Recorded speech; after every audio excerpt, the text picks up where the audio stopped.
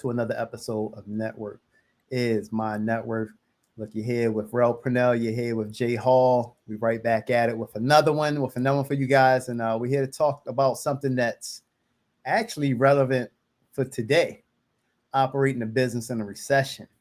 I think that was a good topic that you picked, my guy. Yeah, we need to, we had a conversation last week about how the rates are affecting or whatever. And, anybody that's looking at this thing unbiased can tell that it feels like we're going into a recession. Man, we talked about this, I think probably last summer. Right. And in the last summer, we was like, Brand, it feel like we're already in a recession, but nobody's saying it. Right. That's a fact. When the rates started to started to go up just a bit, operating our businesses, we starting to see that we had to make pivots in our own business, and seeing that the markets was changing. I seen it for my industry. I'm like, man, why do it feel like we're in a recession and nobody's saying it, man? Right. That's a fact. That's a fact. All right, so I'm gonna kick it off with opinions, or really things that I'm doing, in my business, because I can only speak from experience. I can't speak from like trying to consult any other businesses or anything like that. But things that I'm doing, pretty much in my business is being strategic on, where we're focusing, the business, where we putting a lot of our energy into. Things or waves or trends that was popping in 2017, 2018, 2019, they're relevant as of today. And in my business in the transportation industry, we had proms that was super crazy. But what happened when COVID came? It eliminated the proms. So one season go by, 2020, okay, cool. We can sustain. 2021 come, still really no proms. I think I may have one or two to trickle in. I'm like, whoa, we was putting a lot of energy behind that, because a lot of our business revenue was coming in from from those first that first half of the year from proms. We was knocking them out pretty much all weekend and even during the week. So around 2021, me myself had to make the pivot. Like, okay, what's the next thing that we can invest in? I mean, people still need transportation. What is it that people can use the luxury transportation? So we started to focus pivoting back into the wedding industry, because what we noticed was 2020, a lot of the wedding venues was shut down. So a lot of people who some who had already had reservations with us, they had to put it off till 6 months or to a year down the line. They really didn't know, but they had a deposit with us. So we said, hey, look, we'll honor your future date. Just let us know. Right. But that gave us the inkling, like, okay, if this happened to, some of our customers who's already in the pipeline, this probably happening all across the board. So we got a big boom. We took a dip, obviously, in 2020, but 2021, we got a big boom, because everybody who couldn't get married in 2020, they obviously got married in 2021. So 2021, man, we ended off with a huge bang, because we made that pivot to focus into the weddings. We was doing heavy marketing, because we was trying to pick up from from a down market that we experienced in 2020, because we had focused a lot of energy for the first 6 months into proms, which was non-existent. So the end of 2020 and really all of 2021, we focused back into the wedding industry, and the things that we always talk about, bro. Pivot and be strategic, and never stop marketing. Never stop marketing. We threw some bait out there and ran some ads for proms, but mostly, we continue to run ads for weddings nonstop. So my 2 cents for my first thing that I'm gonna throw out there, and we could throw out some others, is to just be strategic on your company's focus. Cool. Depending on the time. So I'll frame it how you framed it, with transitioning into my business and then giving like individual thoughts. So and from a real estate perspective, it's getting back to normal real estate, right? So in a normal market, if you had a real estate business, well, I'm sorry, in a COVID market, if you had a real estate business, certain stuff you weren't doing. So people might not have been doing a whole bunch of, like, you might have been doing your social media stuff, but some people may not have been doing the traditional marketing, sending postcards, riding through neighborhoods, etc., because, deals were just falling out of the sky, right? Yeah. And you might have had a pipeline so big that you were managing that you may not even have the time, unless you had a team behind you, to truly market anyway, because you had so much business going on. Now we're getting back to, if you want to list your house and sell it, from a listing agent perspective, you're gonna probably need an open house, and you might need to do the open house in order to try to solicit clients from that perspective, or to help generate interest for the sale of the home. It's getting back to following up and kind of sort of just checking in with your people, and then servicing your pipeline. And this is why I think for my business is structured in a way where I'm working with folks that are ready, close to being ready, and folks that are not close to being ready. Because it's always business. I kind of look at it like, if I owe you $20 and I tell you I'm gonna pay it back to you one day, at some point in time, you're gonna get $20. Now you Yeah. can't, you don't know when you're gonna get it, but hey, that $20 might come through and you may need it. So, this is back to really putting the time into your pipeline, and supporting people. Um, my first, I guess, my first thought in terms of operating your business in a recession is, it really focuses on your household situation in terms of how you're budgeting and handling things that way. Because of course, as I'll get into, you gotta budget out your business financing, but you gotta look around your house. And in this past market, you might would have been able to buy a couple bags if you were a female agent. You know what I mean? You might have upgraded the car a little bit. You might have took a couple lavish trips or whatever. Maybe this year or last year you went on 3 or 4 vacations. Maybe in 23 you going on one real nice one, and you do a couple staycations at the crib. Um, Looking at what things you can do to increase, like in this case, you know, instead of going out and buying some shoes or buying something else I love, like I bought a dryer this week because it was time that I needed a dryer, right? But that's where my focus is based on practicality, because you have to have, if you don't have a direct vision for your house, it's going to affect your business budgeting. And in a recession, like for me and my business and the last market, man, you could have made piss poor financial decisions in your household and really in your business, and you might have made enough money to overcome that. Now you got to really have yourself on a budget, and understand, okay, this is what I can spend, this is what I can't spend. And it goes as far as an entrepreneur that you have to have direction within your family structure, right? So maybe last year, if you did 3 or 4 family trips, there's got to be a family conversation that says, all right, guys, we're not doing 3 or 4 family trips. Let's do one as a family, wife, kids, husband, whatever you have, but let's pick the best one. Like it's Yeah. framing around those things, so that, because you can't allow, a lot of times, I think, whether it be real estate or business in general, things get tough and ends meet. So you either end up having to affect your personal budget to keep your business going, Hmm. or you got to end up having to mess with your business budget to keep your personal going. Yeah, you got to pick either or. Yeah. No, that's facts, bro. That's facts.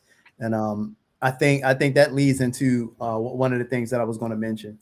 Um, Having enough liquid cash or credit to not only sustain the recession in the Rockies and the down markets, but to also come out it over top.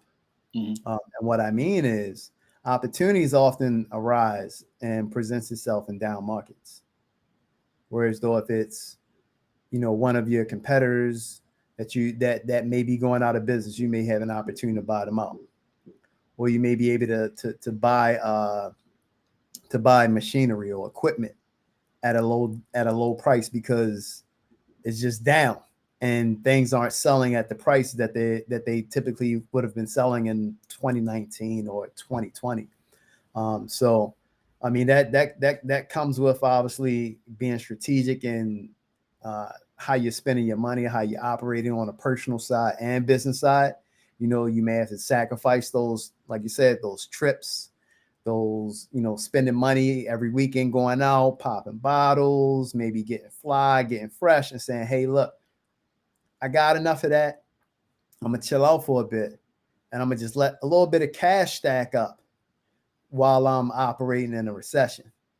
I may not do all this fanciness or, you know, live the particular lifestyle that I was living, you know, prior to the recession, because I want to have a long-term, long-standing business. And, you know, trying to sustain that same lifestyle may not be healthy for the long term of your business, as well. So that's one of the caveats that I wanted to put out there. You know, having that credit and having that liquid cash available, to be able to pick up some, you know, some nice gems. Whereas though if it's maybe real estate property, if it's, you know, in my industry, if it's some cars, let's say the car market start to fall, which I think that it might, if they continue to raise the interest rates like everything else, you might be able to pick up a car for cheap, you know, and add that to the fleet. So 100%. I think you make a good point. I think the other thing is, this is going to be a testament to entrepreneurs, whether it be full time or part time entrepreneurs, on how much they want it. Because sometimes it may you may need sacrifices, like, what one of my guys who you got a really good relationship as well, who will remain nameless.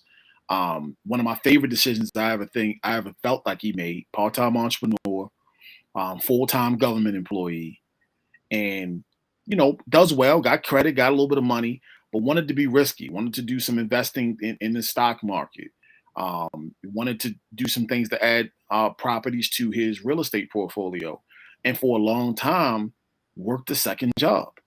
And it was to the point that he would have all these conversations with other colleagues of his in the government, like, dude, I know your grade, which for those of you that don't know, within the government, employees have a grade level. That grade level comes with a particular pay.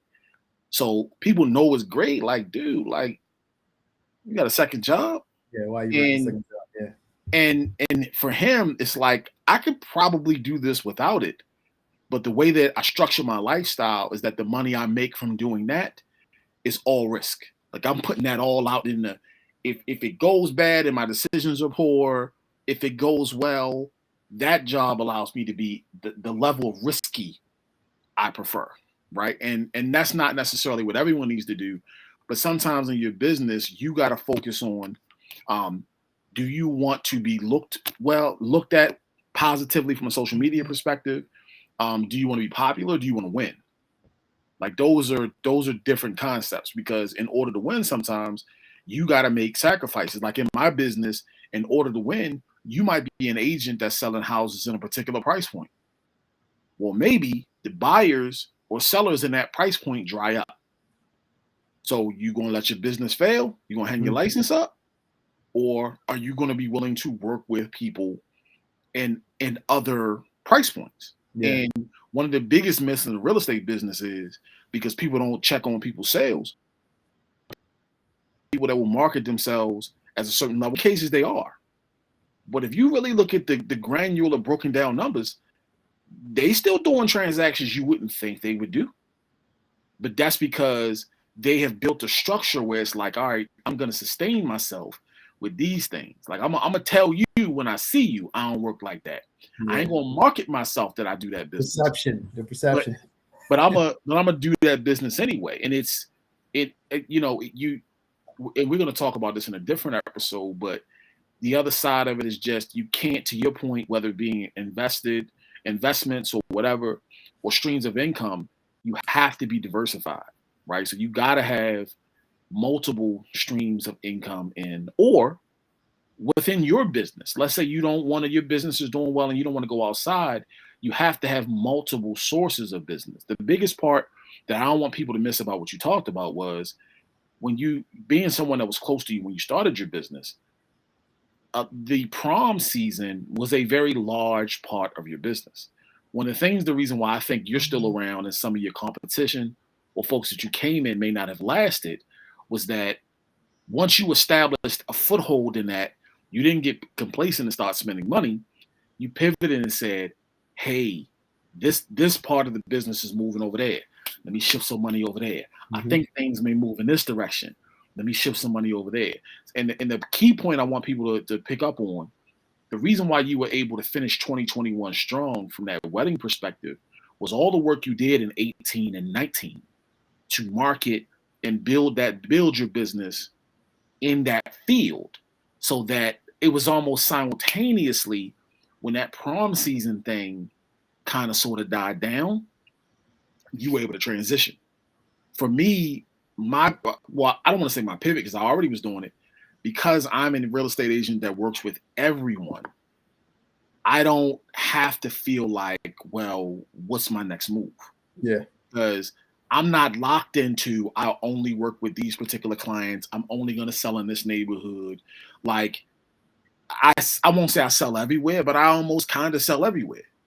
So it allows me in every kind of market to still be sustained and be able to move forward, um, because there's also multiple sources of business coming in. So the key point that I want folks to get before we transition is you got to have multiple streams of income and multiple sources that are feeding business into your business. Big time, big time. And to piggyback on that, with the multiple sources. So when you say perception, typically, primarily we were in the luxury transportation space. Mm-hmm. Um, when you pivot to weddings, it's not just luxury transportation. Mm-hmm. Proms in the proms were luxury transportation. People wanted the people who are renting from us, and renting from our competitors. They wanted the latest and greatest particular vehicles. Where if it was Bentleys, Rolls, things of that caliber. When you transition into weddings, it's not so that. It's, oh, I may need a party bus or even need a 50 passenger bus to transport my wedding guests. So that's another thing that I have noticed. They may need a Sprinter bus. They may not want a Bentley because they want to ride, with their guests or with their bridesmaids or with their groomsmen. So also, when you said the multiple sources, just paying attention to the trends when you go into these different lanes, because that Bentley and whole luxury and Rolls and Mercedes, that didn't work as well in the Mercedes lane. So I had to partner up with guys who had other type of vehicles, especially Sprinters. We got a Sprinter guy now, who works along with us, who we've been working with for probably about 5 years now. But in the wedding lane, I've noticed, hey, you guys have a Sprinter. Hey, you guys have a Sprinter. I'm like, no, we have this, we have that. Man, it kept beating me in the head like an opportunity came up. I missed it. And boom, one of my partners, hey, look, we got a Sprinter we can use now.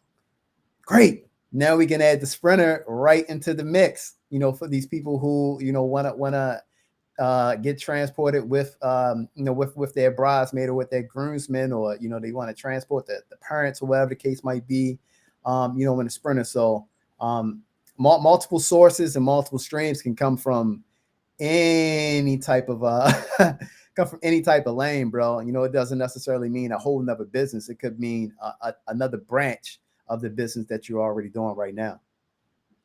100%, and I think that pivots into my next point, which is in a recession. Not, I mean, you should be doing this in any market or situation, but in a recession, when you're trying to build your business and keep business going, you got to really stay close and tied and locked into customer need, right? Like you have to do and support the things that the client base that you serve needs, right? Mm-hmm. So, for me specifically, I try to have different vendors, whether it be different lenders that I work with, which lending is a very nuanced thing, and we'll have a conversation about that another time.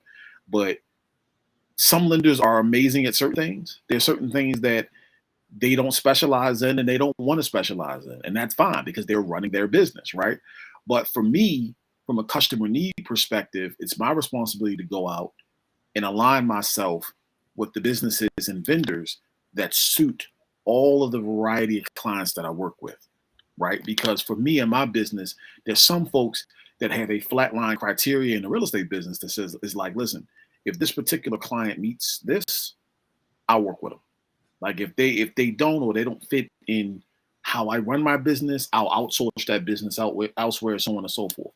I do a little bit of that, but for the most part, like I said, I work with everyone, so I have to listen to business need and see. Recently I had a conversation on social media because I wasn't sure if it was time for a logo change as I continue to, revamp and rebrand and do things. So I went to my customer base and said, listen, what you think? Is it time, or how do you feel? And the overwhelming response, let me not say overwhelming, 100% of the response was no. We good with it. Like this is like, we like it, keep it moving, right? So, and I'm not doing that because I don't know how to make the decision. I'm doing it because you got to be able to suit and serve the needs. And I say that, like, one of my favorite examples of it, because it's one of my favorite stores, is Nordstrom, right? Historically, when we were kids, and the one or two times in my life that I might have had the ability to walk through there, they will speak from a men's perspective, right? They really focused on what worked. We need to have an abundance of suits, an abundance of dress shoes, because our client base is the professional man. Like, we might have one or two running sneakers for the guys that kind of work out, one or two like basic sneakers for hanging out. But we're going to sell you dress clothes, and we're going to sell you dress clothes. We're going to fit you, so on and so forth. Now, man, shoes that are dropping, sneakers that drop on recent release, a month later, they popping up at Nordstrom, so you can buy them there. They're selling regular designer casual fashion. And yeah, we got some suits, but we doing a little bit of everything. We might even try and get in shape. And it's not because that's how, just understanding that company, I don't think that they started thinking that that's what they were going to do. They're pivoting and saying, when the recession hits, these people might wear the same suit they got and just change the shirt. Yeah. But the people that's wearing these sneakers and these polo shirts or whatever, they're going to buy them good market, bad market, recession, no recession. So we got to pivot what we're doing. So the main core to that particular point is just listening to your customer base and what they need.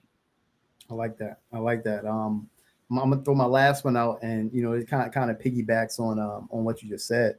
But learn as much as you can. Learn as much as you can. Continue to do research, because you never know where your next opportunity comes from. Hence to your Nordstrom example. They didn't know that they were going to be in the business to sell anything but professional clothes to the professional men and women. Mm-hmm. Then obviously they got their ears to the street. They're doing research. They watching the trends. They seeing where people are spending their money, and they're saying, "Hey, there's an opportunity over here that we may need to tap into. Let's maybe bring in a few polos to see how they do. Let's maybe bring in a few casual sneakers, or a few athletic sneakers, and see how they do." And then sales pick up. Okay, let's bring a little bit more in. So, keeping your ears and eyes open, learning as much as you can around it in your industry, and things that's tight knit or tight close to your industry, or may intertwine with the industry, because you never know where that next opportunity comes from, man. I'm always trying to soak up game, either in person from mentors, business partners who are in the game and got tons more experience than I. Or even online, even online articles, the forums of my industry, the social media groups, just to see what others are out in other parts of the region that maybe in my industry are doing that's working for them. As the market makes these changes, and see what I can add or what I can mix and intertwine, in our regiment, so that we can continue to sustain what we currently have, but also grow and come out on the positive side of this recession once it's all said and done.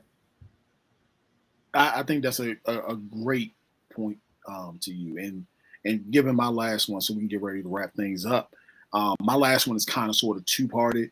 Or really, it's we'll keep it to one base concept. You have to, first off, you should be evaluating your business, in my opinion, on a quarterly basis.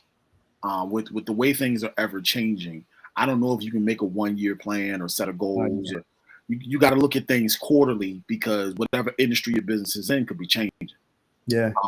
The second thing is, and this is probably the most important thing I want to speak to, is when you do your analyzing of how things went for your business during COVID, you have to make note of the positive business trends, and you have to carry those things out of the pandemic era, right? Because that can be a blessing to your business. A great example is, for that period when folks weren't going to the movies, and then now they're streaming movies on TV because no one will go to the movies, right?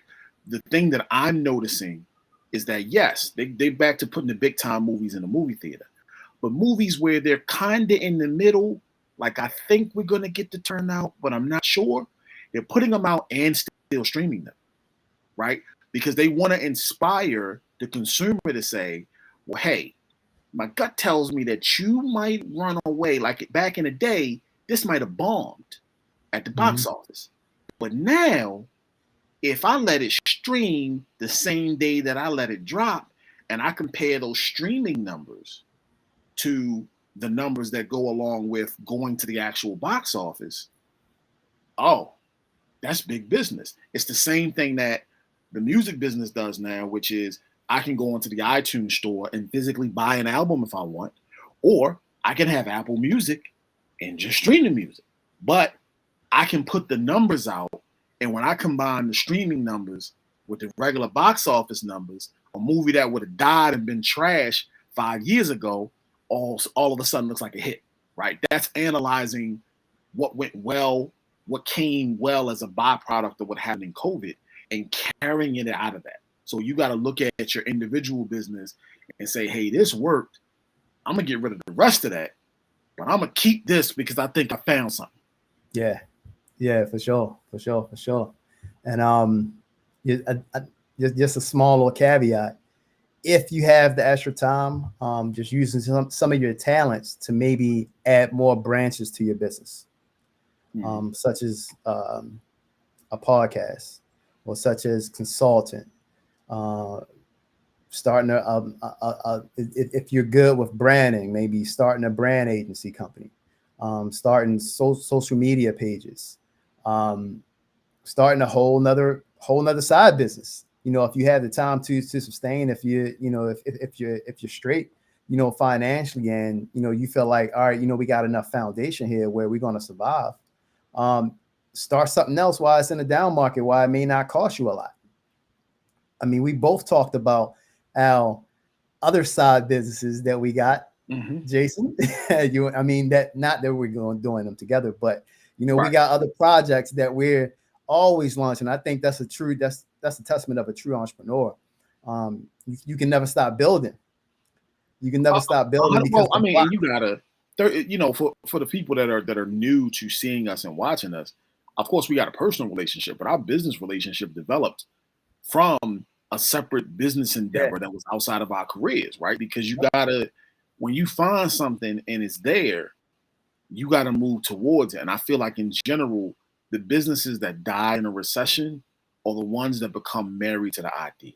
We've always done it this way. It's got to be done this way. Like if you got a pocket full of money and you wealthy, you're going to lose a ton of money, but you'll survive. Yeah. But for most of us that are building something great from scratch, you'll be out of business real fast if you just locked in on, I don't want to start this side thing. I don't want to add this to my business. That's a very good point that you were making, that that's how you die in a recession. Yeah. Because just for instance, if you launch something that has to do with branding, I say it pops off, right? And you start, branding other companies, branding other organizations. You can also slide your own business under that, and somebody may not even know that it's all intertwining together. Bro, 100. I mean, you like. I hope people catch what you said, because it's so deep, man. it's so key. You can slide under, and I love watching businesses that are just smart enough to know, because the Yeah. other side of that to what you said is, in a recession, in my opinion, people buy a company in person before they buy a product. Yeah. So, you know what I mean? So I think your points were valid, bro. Yeah. Any last words, brother? Nah, man, I just, thank you guys again for tuning in. We want to get back to, we're gonna do a couple of these individualized sessions, and then we'll get back to bringing our guests on and having deeper conversations. But with seeing the way things are trending, we want to touch on some serious topics to help folks get ready for ending the year and going into the first quarter of next year. Because as a business owner, the way you start the first quarter, in my opinion, sets the tone for how the year's gonna go. Oh yeah, big time, big time. And just sticking with it, man. I mean, it's a tough time for us all. I mean, I ain't gonna say for us all. I mean, I'm sure it's a lot of people out there that's thriving and doing well, and they're eating tremendously off the recession. But it's a lot of entrepreneurs out there that's doing what they can to survive and sustain, and they're trying to come out on the green of this recession. I mean, it's not easy. I'm speaking for myself as well. It's not easy.